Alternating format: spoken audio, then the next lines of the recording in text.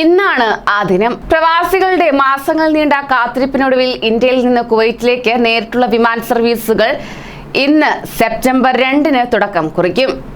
പ്രവാസികളുടെ പ്രാർത്ഥന ഫലിച്ചു. നാളുകളായുള്ള ചർച്ചകളും അവസാനിച്ചിരിക്കുകയാണ്. അധികൃതർ നൽകുന്ന നിബന്ധനകൾ കൃത്യമായി പാലിച്ചുകൊണ്ട് തന്നെ ഏവർക്കും യാത്ര ചെയ്യാം. നമസ്കാരം, പ്രവാസി മലയാളിയിലേക്ക് സ്വാഗതം. പ്രവാസി വാർത്തകൾക്കായി ഈ ചാനൽ സബ്സ്ക്രൈബ് ചെയ്യൂ.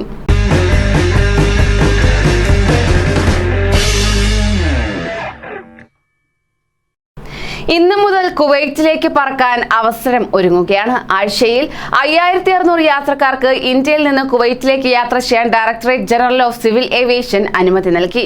ഇതിനെ തുടർന്നാണ് ഇന്നു മുതൽ ഇന്ത്യ ഉൾപ്പെടെ വിലക്കേർപ്പെടുത്തിയ രാഷ്ട്രങ്ങളിൽ നിന്നുള്ളവർക്ക് യാത്ര ചെയ്യാൻ അനുമതി നൽകിയത്.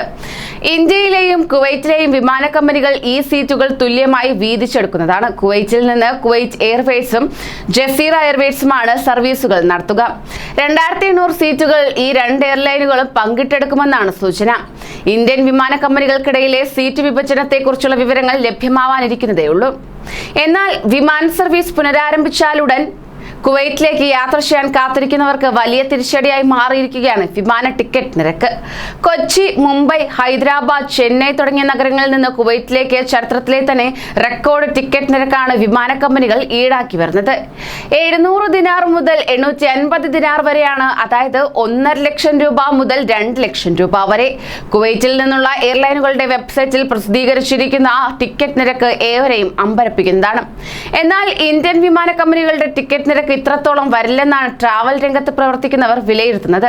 കുവൈറ്റ് എയർലൈനുകളുടെ പകുതി നിരക്ക് മാത്രമേ ഇന്ത്യൻ കമ്പനികൾ ഈടാക്കൂ എന്നാണ് ട്രാവൽ ഏജൻസികളുടെ പക്ഷം. അതോടൊപ്പം തന്നെ ടിക്കറ്റിനുള്ള വൻ ഡിമാൻഡ് മുതലാക്കാനുള്ള ശ്രമമാണ് എയർലൈൻസുകൾ ഇപ്പോൾ നടത്തുന്നത്. കോവിഡ് പശ്ചാത്തലത്തിലുണ്ടായ വലിയ നഷ്ടം നികത്താനുള്ള വിമാന കമ്പനികളുടെ ശ്രമത്തിന്റെ ഭാഗമായാണ് ഇത് വിലയിരുത്തപ്പെടുന്നത്. എന്നാൽ ഇങ്ങനെ ടിക്കറ്റിന് തീവില ഈടാക്കാനുള്ള നീക്കം വ്യോമയാന മേഖലയ്ക്ക് ഗുണം ചെയ്യില്ലെന്ന് ഏജൻസികൾ അഭിപ്രായപ്പെടുകയാണ്. ആദ്യ ദിവസങ്ങളിൽ തന്നെ യാത്ര ചെയ്യാതെ ഏതാനും ദിവസം കാത്തിരിക്കുന്നതാണ് ഉത്തമമെന്ന് ഇവർ പറയുന്നു. ഏതാനും ദിവസങ്ങൾക്ക് ശേഷം ടിക്കറ്റ് നിരക്കിൽ വലിയ കുറവുണ്ടാകുമെന്നാണ് ഏവരുടെയും പ്രതീക്ഷ. 18 മാസങ്ങളുടെ ഇടവേളയ്ക്ക് ശേഷം കുവൈറ്റിലേക്ക് നേരിട്ടുള്ള വിമാന സർവീസുകൾ തുടങ്ങുന്നത് കാത്തിരിക്കുന്ന മലയാളികൾ ഉൾപ്പെടെ ആയിരക്കണക്കിന് പ്രവാസികൾ പ്രതീക്ഷിക്കുന്നതും ഇതുതന്നെയാണ്. ആയതിനാൽ തന്നെ കുറച്ചുനാൾ കാത്തിരിക്കണം എന്നതാണ് ഏവരുടെയും അഭിപ്രായം.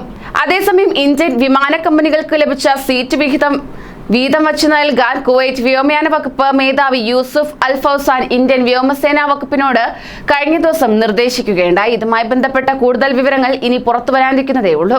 ഇത് പ്രകാരം കുവൈറ്റിലേക്കുള്ള ആദ്യ വിമാനം കൊച്ചിയിൽ നിന്ന് വ്യാഴാഴ്ച സർവീസ് നടത്തും. 1 ലക്ഷം രൂപ മുതലാണ് ടിക്കറ്റ് നിരക്ക് ഇപ്പോൾ ഈടാക്കി വരുന്നത്. അന്താരാഷ്ട്ര വിമാന സർവീസുകൾക്ക് ഇന്ത്യ വിലക്കേർപ്പെടുത്തിയ പശ്ചാത്തലത്തിൽ പ്രത്യേക എയർ ബബിൾ സംവിധാനത്തിലൂടെയാണ് ഇരു രാജ്യങ്ങൾക്കുമിടയിൽ സർവീസ് പുനരാരംഭിക്കുക. കൂടുതൽ പ്രവാസി വാർത്തകൾക്കായി ഈ ചാനൽ സബ്സ്ക്രൈബ് ചെയ്യൂ.